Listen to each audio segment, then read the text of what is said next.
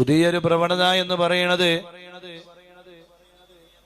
എത്രയോ ആളുകളുടെ വിഷമം, കല്യാണം കഴിച്ചിട്ട് വിവാഹബന്ധം വേർപ്പെടുത്തുന്ന വാർത്തകൾ അത് ധാരാളമായി വർദ്ധിച്ചിരിക്കുന്ന ഒരു കാലഘട്ടമാണ്.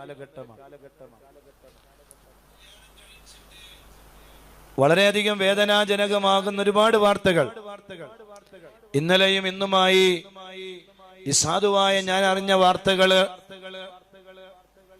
സ്വന്തം മകളുടെ കല്യാണം, മകന്റെ കല്യാണം വളരെ ഗംഭീരമായി നടന്നു. ആ കല്യാണത്തിന് വേണ്ടി ചെലവഴിച്ചത് കോടികളാണ്. പുതിയാപ്പിളക്ക് കൊടുത്ത സമ്മാനം കോടിക്കണക്കിന് രൂപ വില വരുന്ന വലിയ കാറാണ്.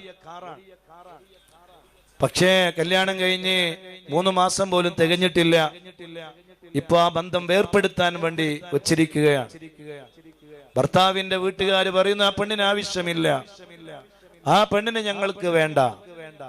പെണ്ണിന്റെ വീട്ടുകാര് പറയണേ ആ ബന്ധം വിച്ഛേദിക്കപ്പെടണമെങ്കിൽ നമുക്ക് ഒരുപാട് ചെലവായിട്ടുണ്ട്, അതുകൊണ്ട് കോടിക്കണക്കിന് രൂപ തരണം. നഊദുബില്ലാ. ഇങ്ങനെയുള്ള വാർത്തകൾ ധാരാളമായി വർദ്ധിക്കുന്ന ഒരു കാലഘട്ടം. എത്രയാണ് അതുപോലെയുള്ള വാർത്തകൾ? കല്യാണം കഴിക്കാൻ ഒഴിവാക്കുക, കല്യാണം കഴിക്കാൻ ഒഴിവാക്കുക. എന്താണ് ഇതിന്റെ പിന്നിലുള്ള കാരണങ്ങൾ എന്ന് അന്വേഷിക്കുമ്പോൾ പലതിന്റെയും പിന്നിലെ ഓരോ വീടുകളിലും ആ വീട്ടിലെത്തുന്ന പെൺകുട്ടികൾ അനുഭവിക്കുന്ന പീഡനങ്ങളുടെ കഥകളാണ്. ഒരു നല്ല സാഹചര്യത്തിൽ നിന്ന്, നല്ല സൗകര്യമുള്ള വീടുകളിൽ നിന്ന് മറ്റൊരു ഉമ്മയുടെ അടുക്കലേക്ക് വരുന്ന പെൺകുട്ടി ഭർത്താവിന്റെ വീട്ടിൽ വലിയ പീഡനങ്ങൾക്കിരയാവുകയാണ്. അതേപോലെ തന്നെ എത്രത്തോളം എന്ന് ചോദിച്ചാൽ ഒരു പരിപാടിക്ക് പോലും സ്വന്തം മകന്റെ ഭാര്യയെ പറഞ്ഞേക്കുന്നില്ല. അതിന് ഉമ്മ തയ്യാറല്ല, ഭർത്താവിന്റെ ഉപ്പയും തയ്യാറല്ല. ഒരു പരിപാടിക്കും പോകാൻ പാടില്ല, നീ വീട്ടിന്റെ ഉള്ളിൽ തന്നെ കഴിയണം. ചില വിഷയങ്ങൾ അന്വേഷിച്ചപ്പോൾ നമുക്ക് കിട്ടുന്ന റിപ്പോർട്ടുകളുടെ അടിസ്ഥാനത്തിലാണ് സംസാരിക്കുന്നത്.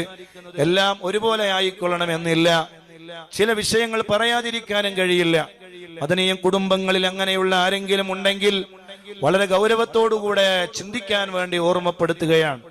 സ്വന്തം വീട്ടിലേക്ക് വരുന്ന ഒരു പെൺകുട്ടി, അവൾക്കുണ്ടാകും ഒരുപാട് ആഗ്രഹങ്ങൾ. അവൾ ചിന്തിച്ചതും അവൾ മനസ്സിലാക്കിയതും വേറൊരു ജീവിതത്തെ കുറിച്ചാണ്. ഒരു ഭർത്താവിന്റെ വീട്ടിൽ ഭർത്താവിന്റെ ഉപ്പയെ, ഭർത്താവിന്റെ ഉമ്മയെ സ്നേഹിച്ച് സ്നേഹ പരിണയോടുകൂടി ജീവിതമാണ്, നല്ലൊരു ജീവിതമാണ് അവർ ആഗ്രഹിച്ചത്. പക്ഷേ അവരുടെ ജീവിതത്തിൽ നിന്ന് അവിടെ നിന്ന് മാറി സ്വന്തം ഭർത്താവിന്റെ വീട്ടിലേക്ക് എത്തുമ്പോഴേക്കും ഭർത്താവിന്റെ സ്വഭാവം നന്നുണ്ടെങ്കിലും ഭർത്താവിന്റെ ഉപ്പയുടെയും ഉമ്മയുടെയും സ്വഭാവം നല്ലതല്ലാത്തത് കൊണ്ട് വേദനകൾ അനുഭവിക്കുന്ന ഒരുപാട് ആളുകളുണ്ട്. പല രൂപത്തിലാണ് ഈ വിഷയങ്ങളെല്ലാം. ഒരാൾ എന്നോട് പറഞ്ഞത്, ഉസ്താദേ, രാത്രി 12 മണി വരെ എന്നെ വീട്ടിന്റെ പുറത്തിരുത്തുന്ന ഒരു സാഹചര്യം ഉണ്ടായി. കല്യാണം കഴിഞ്ഞ് വന്ന് ഒരു വീട്ടിലെ ഒരു പെൺകുട്ടിയെ രാത്രി 12 മണി വരെ വീടിന്റെ പുറത്ത് ഒറ്റക്കിരുത്തുക, പീഡനങ്ങൾ നൽകുകയാണ്, വലിയ പീഡിപ്പിക്കുകയാണ് പെൺകുട്ടിയെ. നല്ല ജീവിതത്തിൽ നിന്ന് വന്ന് അവര് വീട്ടിൽ ഒറ്റക്ക് 12 മണി വരെ വീടിന്റെ പുറത്ത് കഴിയേണ്ടി വരുന്ന വേദനാജനകമായ ഒരു സാഹചര്യത്തെ കുറിച്ച് നമ്മളൊന്ന് ആലോചിച്ചു നോക്കി. എത്രമാത്രം വേദനാജനകമാണ്. അതുകൊണ്ട് എല്ലാവരോടുമായി ഓർമ്മപ്പെടുത്താനുള്ളത്, നമ്മളൊക്കെ മനുഷ്യന്മാരാണ്. എപ്പോഴാണ് എവിടെ വെച്ചാണ് മരിച്ചു പോവുക എന്നറിയില്ല. വേറൊരു സഹോദരി, കഴിഞ്ഞ ദിവസം ഞാന് ഭർത്താവും ഭാര്യയും ഒന്നിച്ചാണ് ഭക്ഷണം കഴിക്കേണ്ടത്. ഏറ്റവും നല്ല ഭക്ഷണം ഭർത്താവും ഭാര്യയും ഒന്നിച്ച് ഒരു പാത്രത്തിൽ നിന്ന് കഴിക്കുന്ന ഭക്ഷണമാണ്. വേറെ 2 പാത്രം വെക്കുകയല്ല വേണ്ടത്, ഒരൊറ്റ ഒരു പാത്രം. ആ പാത്രത്തിൽ നിന്ന് ഭാര്യയും ഭർത്താവും ഭക്ഷണം കഴിക്കുക. പക്ഷേ ഇന്നുവരേക്കും ഉസ്താദേ, എന്റെ ഭർത്താവിന്റെ ഉമ്മ എന്റെ ജീവിതത്തിൽ ഇന്ന് വരേക്കും ഞാനും ഭർത്താവും ഒന്നിച്ച് ഭക്ഷണം കഴിക്കാൻ വേണ്ടി സമ്മതിച്ചിട്ടില്ല. ഞാൻ ചോദിച്ചു, കല്യാണം കഴിഞ്ഞ് എത്ര കൊല്ലായി? മെസ്സേജുകളിലൂടെയാണ് നമ്മൾ നൽകുന്ന മെസ്സേജുകൾക്ക് മറുപടി നൽകുന്ന ചില ആളുകളുണ്ട്, അവരുടെ വിഷമങ്ങൾ പറയുന്നവരുണ്ട്. ഞാൻ ചോദിച്ചു, എത്ര കൊല്ലമായി? കല്യാണം കഴിഞ്ഞ് 16 കൊല്ലമായി. ഈ 16 കൊല്ലത്തിന്റെ ഇടയിൽ ഒരു തവണ പോലും ഈ സ്വന്തം ഭാര്യയും ഈ സ്വന്തം ഭർത്താവും ഒരു പാത്രത്തിൽ ഭക്ഷണം കഴിക്കുന്നത് ഈ ഭർത്താവിന്റെ ഉമ്മ സമ്മതിച്ചിട്ടില്ല. നഊദുബില്ലാ. എന്തുമാത്രം വലിയ പീഡനമാണ്, എന്തുമാത്രം വലിയ വിഷമങ്ങളാണ്. ഇത് എങ്ങനെ ഒരു മുസ്ലിമിന് എങ്ങനെയാണ് ഈ ഒരു മനസ്സ് വരുന്നത്?